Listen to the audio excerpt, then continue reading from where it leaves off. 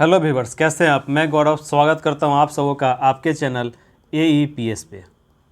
आज का जो अपना टॉपिक है, जैसा कि आपने थंबनेल देखा होगा, आपको समझ में आ गया होगा कि आज के इस टॉपिक में आप अपने फर्स्ट ईयर के F1 विषय का जो आपका यूनिट 4 था शिक्षा शास्त्रियों के बारे में, उसके ऊपर में है। देखिए, इसमें आपको 8 शिक्षा शास्त्री के बारे में पढ़ना है, जिसमें से आपको 10 से 15 नंबर एग्जाम में देखने को मिलेंगे। और ये 8 शिक्षा शास्त्री आपको 10 से 15 नंबर दिलवा कर जाएंगे। बस आपको समझना है कि उसको लिखना कैसे है। अगर आप इसको रटने बैठिएगा, किसी बुक से, गाइड से याद करने बैठिएगा, तो वो संभव नहीं है, उसमें फिर आप परेशान हो जाइएगा।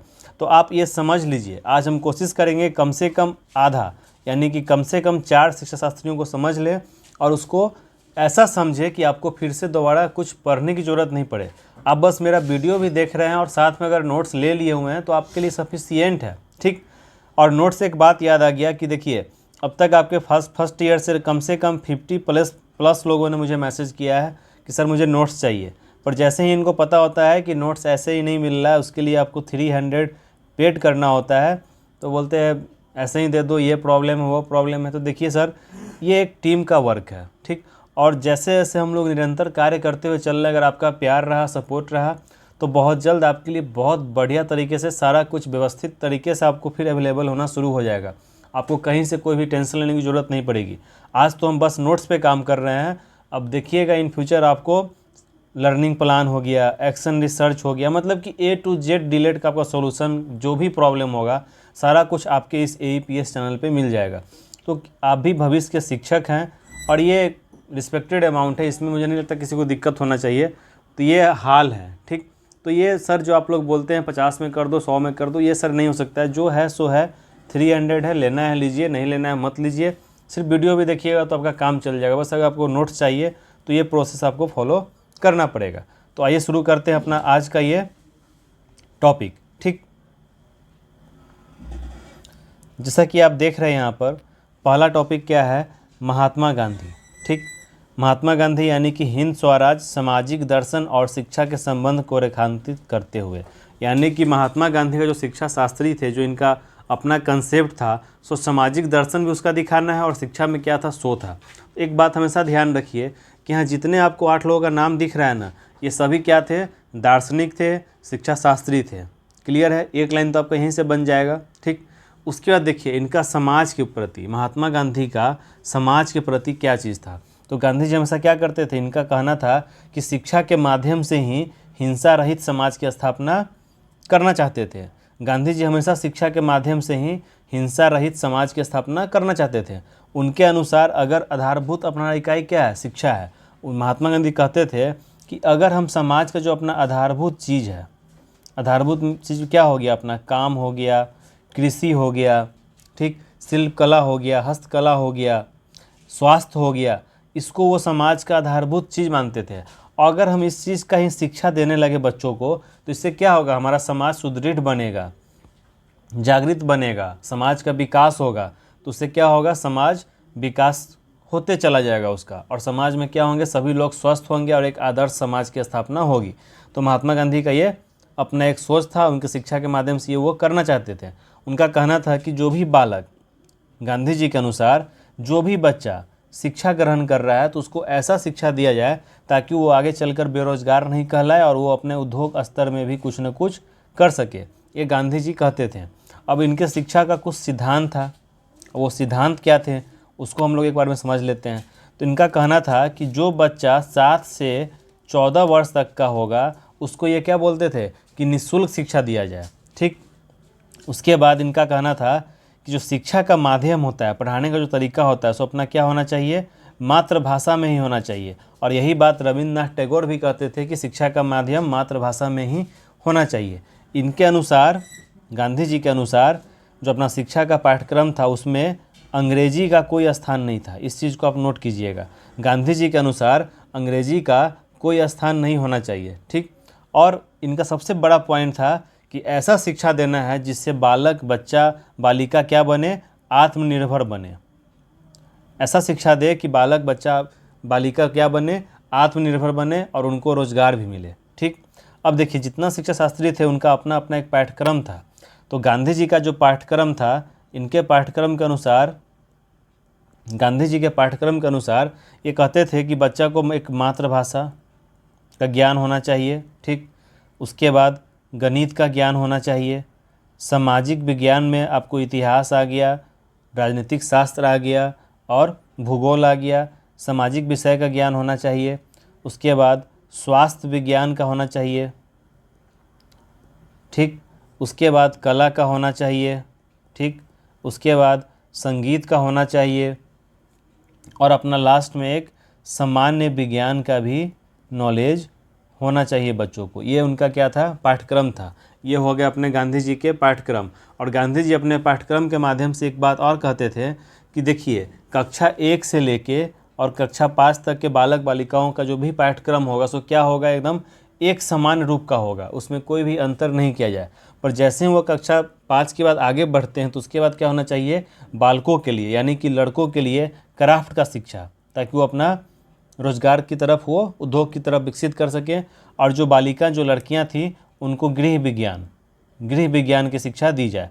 गांधी जी क्या ही जो अपना पूरा स्वास्थ्य हो गया, कार्य हो गया, यही अपना आज के समय में क्या है, पर्यावरण पढ़ते हैं जो हम लोग बच्चा में, पर्यावरण और हम 1 to 5 में, सो यहीं से निकला हुआ एक पाठ है। तो ये था संपूर्ण कहानी गांधी जी के बारे में। इसको आप अपने भाषा में नहीं लिख लीजिएगा।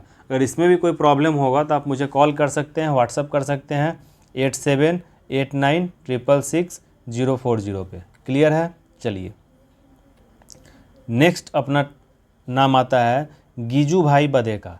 इनका एक किताब था दीप स्वापन, जिसमें क्या हम लोगों को करना है, शिक्षा में प्रयोग के विचार को रेखांकित करते हुए। देखिए आपका प्रश्न इसी से बनेगा, पर इसको आपको लिखना कैसे उसको मैं आपको बता रहा हूँ। तो देखिए गिजू भाई बधेका जो थे, ये क्या थी, ये शिशु का जो शिक्षा होता था ना, जो बच्चा का शिक्षा होता था, उसके ये चिंतन, मतलब कि इनका जो शैक्षिक चिंतन था सो कहाँ तक था, तो शिशु शिक्षा तक ही सीमित था, बच्चा तक ही सीमित था। और इनका एक सबसे बड़ा बात क्या था कि ये उस पाठ्यक्रम को कभी भी साथ नहीं दिए जो क्या था, परीक्षा केंद्रित था। परीक्षा केंद्रित पाठ्यक्रम के विरोधी थे, ठीक। इनका कहना था कि इतना ना स्वतंत्र दे दीजिए और उनको ऐसा कार्य में उलझाइए जिसमें उनका रुचि हो। ऐसा पाठ्यक्रम नहीं होना चाहिए जो बस परीक्षा में नंबर लाने तक ही सीमित हो। तो ये हमेशा से उसके विरोधी थे। अब इसमें एक हमेशा एक चीज़ देखिएगा, जब भी आपको क्वेश्चन मिलेगा तो एक वर्ड आता है दिवा स्वप्न। देखिए दिवा स्वप्न कहने का मतलब हो गया कि गिजू भाई बधेका जो थे ना, इनका 2 रचना बहुत विशेष था। मतलब कि रचनाएं तो ये बहुत किए, पर इनके मूल जीवन से 2 रचनाएं बहुत विशेष थी, जिसमें एक अपना क्या था, दीप स्वापन था, और दूसरा जो था सो था अपना प्राथमिक शाला में भाषा शिक्षा। एक तो अपना हो गया द्वीप स्वपन, दिवा स्वपन, और एक क्या हो गया अपना प्राथमिक शाला में भाषा शिक्षा। ये इनकी क्या थी, 2 रचनाएं थी। अब थोड़ा हम लोग समझते हैं कि दीप स्वापन क्या था। तो देखिए गिजू भाई बधेका के जीवन के ही इसमें एक चीज़ था। दीप स्वापन एक किताब थी, एक रचना थी, जिसमें उन्होंने एक शिक्षक के बारे में बताया था। एक शिक्षक, उसमें क्या होता है कि एक शिक्षक होते हैं और वो अपने विद्यालय के पहले दिन जाने से पहले नहीं होता, अपने मन में कुछ विचार लाना कि मैं कल जाऊँगा तो ऐसे करूँगा वैसे करूँगा। तो वो जो शिक्षक है सो क्लास में जाने से पहले सोचता है कि कल हम क्लास में जाएंगे तो बच्चे जो शोरगुल करेंगे उसको कैसे नियंत्रित करेंगे, इसका वो विचार अपने मन में पहले से योजना बनाते हैं कि मैं जाऊंगा क्लास में, फिर बच्चों को कहूँगा कि आप लोग ओम शांति बोलें। जैसे ही बच्चे ओम शांति बोलेंगे तो पूरा खिड़की को बंद करके और उनको बोलेंगे चलो आप लोग आसपास का मक्खी की आवाज़, उसके बाद गड़गड़ाहट की आवाज़, अपने सांस की आवाज़, इसको महसूस कीजिए। तो बच्चे इस प्रकार शांति से होकर बैठेंगे। पर जैसे ही वो कल होकर क्लास में जाते हैं पढ़ाने के लिए तो वो बोलते चलो अब हम लोग शांति का खेल खेलेंगे, आप लोग बोलिए ओम शांति। तो देखते हैं कोई बच्चा ओम शांति बोल नहीं रहा है, कोई हल्ला कर रहा है, कोई उधर झगड़ रहा है, कोई आपस में बातचीत कर रहे हैं। मतलब कि बच्चा उनके बातों को उतना सीरियस नहीं ले रहे। वो 10 बार बोलते हैं कि चलो हम लोग ओम शांति, कोई ओम शांति बोल भी रहा है तो कोई हल्ला भी कर रहा है। तो इस प्रकार से होने लगता है। तो उसको देखते हुए हम लोग आगे फिर एक मिनट फिर उन्होंने देखा कि ऐसे नहीं हो पा रहा है, उनका कोई भी बात बच्चा नहीं मान रहे थे। तो उनको एक मन में विचार आया कि बच्चे वही काम करते हैं जो उनके अनुसार, उनके रुचि के अनुसार होता है। जो इसमें उनका रुचि होगा बच्चे उसी कार्य को करेंगे। और बच्चे हमेशा अपने रुचि के साथ कार्य करेंगे तभी होगा। किसी को डांट कर, फटकार कर, गुस्सा कर कर कोई भी कार्य नहीं हो सकता है। तो ये चीज़ उनको यहाँ से दीप स्वापन बुक में यही चीज़ उन्होंने इसको डील किया। और ये शिक्षक कोई और नहीं गिजुभाई बदेका खुद थे। ठीक, अब इनका कुछ इसमें क्या था, अपना सिद्धांत था। गिजुभाई बदेका का कुछ सिद्धांत, इनका कहना था कि कोई भी व्यक्ति बच्चा का नाम लेके बुलाएगा। विद्यालय प्रांगण के अंदर में आप बच्चों को उनके नाम के साथ, सम्मान के साथ, प्रेम भाव के साथ उनको बुलाएं। बच्चों को आदर और सम्मान दिया जाए। ठीक, उन्हें निडर बनाया जाए। बच्चा को क्या किया जाए, निडर बनाया जाए। और उनका जो भी पढ़ाने का जो भी तरीका होगा, जैसे कि व्याकरण पढ़ाना है तो उसको खेल खेल के माध्यम से पढ़ाया जाए। खेल खेल के माध्यम से व्याकरण पढ़ाना हो गया, भाषा का ज्ञान देना हो गया, सो इनका था। अब हम लोग देखेंगे इनका पाठ्यक्रम किस प्रकार से था। तो गिजुभाई बदेका का कहना था कि जो अपना पाठ्यक्रम होगा सो ऐसा होना चाहिए जिसमें बच्चा स्वयं करके सीखे, जिसकी में बच्चा क्या करे कि स्वयं करके सीखे। और एक शिक्षक क्या होगा, शिक्षक बस एक मार्गदर्शक के रूप में होगा। बच्चा को संपूर्ण स्वतंत्र रहेगा। बच्चा उसको जो भी करना है स्वयं अपने अनुसार करना है। और शिक्षक क्या रहेगा, बस एक मार्गदर्शक के रूप में ही कार्य करेंगे। क्लियर है यहाँ तक? चलिए अब अपना नेक्स्ट जो है सो है, एक मिनट इसको मैं थोड़ा इरेज कर दूं। अब अपना नेक्स्ट टॉपिक है रविंद्रनाथ टैगोर, शिक्षा सीखने में स्वतंत्रता एवं स्वायत्तता की भूमिका को रेखांकित करते हुए। अब देखिए रविंद्रनाथ टैगोर, इनका कहना था शिक्षा के लिए रविंद्रनाथ टैगोर का बहुत सारा अपना आपको थीम भी मिलेगा, जिसमें से एक थीम क्या था, रविंद्रनाथ टैगोर कहते थे कि सर्वोच्च शिक्षा वही है जो संपूर्ण सृष्टि से हमारे जीवन का सामंजस्य स्थापित करती है। रविंद्रनाथ टैगोर का कहना था कि सर्वोच्च शिक्षा वही है जो संपूर्ण सृष्टि से हमारे जीवन का सामंजस्य स्थापित करती है। संपूर्ण सृष्टि कहने का मतलब हो गया इस पृथ्वी पे जीव जंतु, निर्जीव सजीव, ठीक, जितना भी हमारे आसपास में चारों तरफ है ना, वो सारा कुछ इसका कहने का मतलब हुआ संपूर्ण सृष्टि में वो सारा चीज़ आ गया। तो रविंद्रनाथ टैगोर कहते थे कि सर्वोच्च शिक्षा वही है जो संपूर्ण सृष्टि से हमारे जीवन का सामंजस्य स्थापित करे, हमारा चरित्र आगे बढ़े, हमारा बौद्धिक, हमारा शारीरिक, हमारी नैतिक, हमारी आर्थिक, हमारी आध्यात्मिक सभी प्रकार का विकास हो, ऐसा शिक्षा होना चाहिए। ठीक, और ये कहते थे कि पाठ्यक्रम को इतना विस्तृत बना दीजिए, पाठ्यक्रम का लेवल को, पाठ्यक्रम का जो अपना एक बाउंड्री है उसको इतना बड़ा कर दीजिए कि बच्चा का संपूर्ण विकास इसके अंदर में आ जाए। बच्चा का जितना भी पक्ष का विकास होता है तो सभी इसके पाठ्यक्रम का ही एक हिस्सा होना चाहिए, ताकि उसका संपूर्ण विकास पढ़ाई के माध्यम से हो जाए। इनके अनुसार जो अपना पाठ्यक्रम था सो हो गया अपना भाषा हो गया, साहित्य हो गया, इतिहास हो गया, भूगोल हो गया, प्रकृति अध्ययन हो गया, विज्ञान हो गया, क्रियाएं हो गए। क्रियाएं कहने का मतलब हो गया क्रिया करके सीखना। ठीक, उसका संगीत हो गया, नृत्य हो गया, नाटक हो गया, चित्रकला हो गया। ये सब क्या था, रविंद्रनाथ टैगोर का कुछ पाठ्यक्रम का एक हिस्सा था। शादी का ऐसा माहौल चल रहा है इस कोरोना महाकाल में, क्या कहते हैं, सुबह से मैं सोच रहा हूँ कि अब वीडियो बनाऊँगा, पर हर तरफ शादी की ही साउंड, देखिए फिर से साउंड आने लगा। चलिए, इनका कुछ शिक्षण विधियाँ था। विधियाँ कहने का मतलब हो गया, थोड़ा सा अगर बैकग्राउंड नॉइज़ ज़्यादा आ रहा होगा तो उसके लिए सॉरी, क्योंकि अब आधा वीडियो बन ही चुका है, एक और हम लोग डील कर लेंगे तो फिर लास्ट कर देंगे। तो देखिए, शिक्षण विधियाँ कहने का मतलब क्या हो गया कि इनका कुछ शिक्षण विधियाँ था, जिसमें से पहला विधि क्या था, ह्यूरिस्टिक विधि। इसमें क्या होता था कि बच्चा शिक्षक से प्रश्न पूछता था और शिक्षक जो हैं सो अपने अनुभव के अनुसार उस प्रश्न का उत्तर देते थे, और बाद में चाहेंगे तो वो बच्चों से भी प्रश्न पूछ सकते थे। दूसरा अपना क्या हो गया, क्रिया विधि। क्रिया विधि कहने का मतलब हो गया कि इस विधि के अंतर्गत में हम कोई कार्य कर, किसी की पेड़ पे चढ़ाकर, खेल के माध्यम से, मतलब कोई ना कोई प्रकार की क्रिया कराकर बच्चों को शिक्षा प्रदान करना। तीसरा अपना क्या था, मातृभाषा द्वारा शिक्षा। मातृभाषा द्वारा शिक्षा, इसमें क्या था कि बच्चों का जो शिक्षा का माध्यम हो, जो भाषा, उसको क्या होना चाहिए, मातृभाषा होना चाहिए, ताकि उसमें बच्चे कंफर्टेबल फील करें। क्लियर। उसके बाद नंबर 4 में अपना आ जाएगा जीवन को केंद्र मानकर शिक्षा देना। जीवन को केंद्र मानकर, यानी कि ऐसा शिक्षा लेना जिससे हमारा आगे चलकर जो अभी बेरोजगारी का तकवा माथा पर लगा हुआ सो न लगे, और हम लोग कुछ न कुछ उद्योग में इन करें। और उसके बाद अपना लास्ट क्या होगा, स्व अनुभव द्वारा सीखना। स्व अनुभव द्वारा सीखना। ये कहने का मतलब हो गया कि बच्चे जो हैं, जो भी बालक हैं, उनका जो अपना अनुभव है उसके द्वारा वो सीखेंगे, तो स्व अनुभव द्वारा सीखना। तो ये था अपना रविन्द्रनाथ टैगोर का संपूर्ण कहानी। इसको अगर आपको लिखने में कोई प्रॉब्लम होगा तो आप मुझे व्हाट्सएप पे मैसेज करें या फिर आप मुझे कॉल भी कर सकते हैं 8789 पे। और जिनको भी नोट्स लेना हो फर्स्ट ईयर सेकेंड ईयर, इस पर मुझे मैसेज कर दें।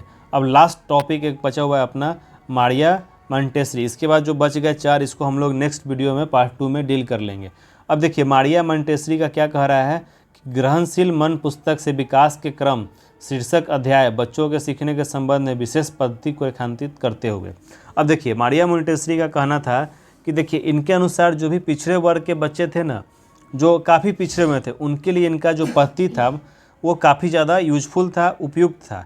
इनके अनुसार जो बच्चा 3 वर्ष से 6 वर्ष का था उसके लिए इनका अलग प्रकार का शिक्षा पद्धति था। इनके अनुसार पूरा वातावरण को ऐसा कर देना है जिसमें बच्चे स्वयं सीखने लगे, अपने स्वेच्छा से कार्य करने लगे, उनको संपूर्ण आज़ादी दे दी जाए।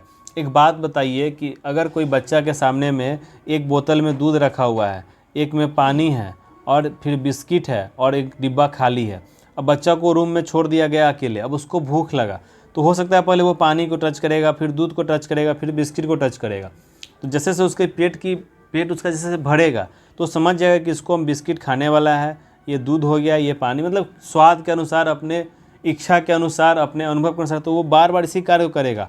हो सकता है इसको करने में उसको शुरुआती दौर में क्या हो, तकलीफ हो, वो गिरा ले, तोड़ ले, नीचे दूध गिरा दे, पानी गिरा दे, ऐसा कुछ हो सकता है। पर जब उस काम को प्रॉपर वे में करते चले जाएगा तो अभ्यास के माध्यम से वो समझ जाएगा कि हमको कैसे क्या करना है और कैसे क्या खाना है। ठीक। अब मोंटेसरी जी का कहना था, जो इनका विद्यालय था उसमें ये क्या करते थे कि इनका था कि अध्यापक की जगह पर अध्यापिका को, यानी कि मैडम को रखना ज़्यादा प्राथमिकता दी है, क्योंकि उनके अनुसार जो पुरुष शिक्षक होते हैं उससे ज़्यादा महिला शिक्षक के अंदर में स्नेह होता है, प्रेम होता है, वो किसी को डांट कर जल्दी नहीं बोलती हैं। एक परिवार का जो ममता एक होता है ना हृदय में, वो महिला शिक्षिका में ज़्यादा होती है। इसी कारण से मोंटेसरी शिक्षा विद्यालय में आपको महिला शिक्षक काफ़ी ज़्यादा थी। ठीक। और इनके अंतर्गत जो स्कूल के अंदर में जो विद्यालय हो गया उसमें देखिए बहुत टाइम हो गया मुझे भी पढ़े हुए, तो थोड़ा सा जिस तरह से मुझे कहानी में याद उस तरह मैं आपको बता रहा हूँ। ठीक। तो देखिए इनके अनुसार जो इनका विद्यालय था इसके अंदर में शिक्षक क्या थे कि एक योग निर्देशक होते थे। ठीक। वो बस निर्देश करते थे कि ऐसे करना है, ऐसे करना है। बालक को पूर्ण रूप से वो स्वतंत्र रहता था कि तुमको जो करना है, जैसे करना है वैसे करो। वो बालकों के इंद्रियों पे ज़्यादा जोर दिया जाता था कि चलो तुम अपने हिसाब से अपना कार्य करो, कोई भी पुरस्कार देने का कोई व्यवस्था नहीं था। ठीक। अब जो इनका पाठ्यक्रम था, तो पाठ्यक्रम में इन्होंने बहुत अलग तरह का पाठ्यक्रम बनाया था। इनके अनुसार जो था, जो बच्चा पहली कक्षा में रहेगा वो क्या करेगा, बस बटन लगाएगा, जूता बांधेगा, छोटी छोटे मेज पे, कुर्सी पे आदि पे वो बैठने का काम करेगा। ठीक। ठंडा गर्म क्या है, लाल हरा क्या, इस तरह का वो काम करेगा। जो बच्चा दूसरी कक्षा का है उसके लिए क्या था कि सफाई पे ध्यान देगा। ठीक। सफाई पर ध्यान देगा, ठीक ढंग से बैठेगा, भोजन करना, ये सब काम दूसरी कक्षा को सिखाया जाता था। तीसरा में क्या था कि तीसरी कक्षा के बच्चे को अक्षर का ज्ञान मिलता था। तीसरी कक्षा के बच्चा को अक्षर का ज्ञान, गति क्या होता है, दृष्टि क्या होता है, स्पर्श छू कर बताना। जो चौथे क्लास के बच्चे थे उनके लिए क्या था कि भोजन परोसना, एक दूसरे को भोजन परोसना, बर्तन को धोना, कमरे की वस्तु को उचित जगह पर रखना, ये सब चौथा क्लास का बच्चा काम करता था। और जो पाँचवा में थे सो क्या करते थे कि उपयुक्त सभी कार्य को अभ्यास कराना, शरीर को स्वच्छ रखना इत्यादि। पाँचवें क्लास को भूगोल का नॉलेज देना, इतिहास के बारे में बताना, वैज्ञानिक शब्दों से ज्ञान करवाना, ये सब पाँचवा कक्षा का पाठ्यक्रम था। ठीक।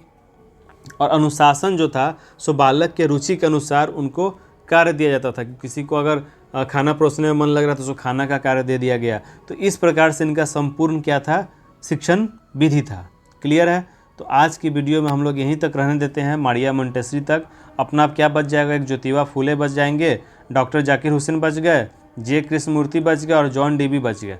इसके अलावा हम लोग नेक्स्ट पार्ट में, पार्ट 2 में हम लोग इस 4 को भी कर लेंगे और अपना कहानी ख़त्म हो जाएगा आपके। और और भी अगर कोई प्रॉब्लम हो आपको किसी भी टॉपिक में, तो आप मुझे कमेंट कर दीजिएगा या व्हाट्सएप पे मैसेज कर दीजिएगा। और ऊपर का 4 अगर समझने में कोई दिक्कत हो तो आप मुझे कॉल या मैसेज कर सकते हैं, आपको वहाँ पे सॉल्यूशन मिल जाएगा। वीडियो सही लगा हो तो लाइक करें, शेयर करें, सब्सक्राइब करें और अपने मेहनती दोस्तों को अवश्य इस चैनल के साथ में जोड़ें। और नोट्स अब तक नहीं लिए हों तो व्हाट्सएप मैसेज करके नोट्स ले लें। धन्यवाद।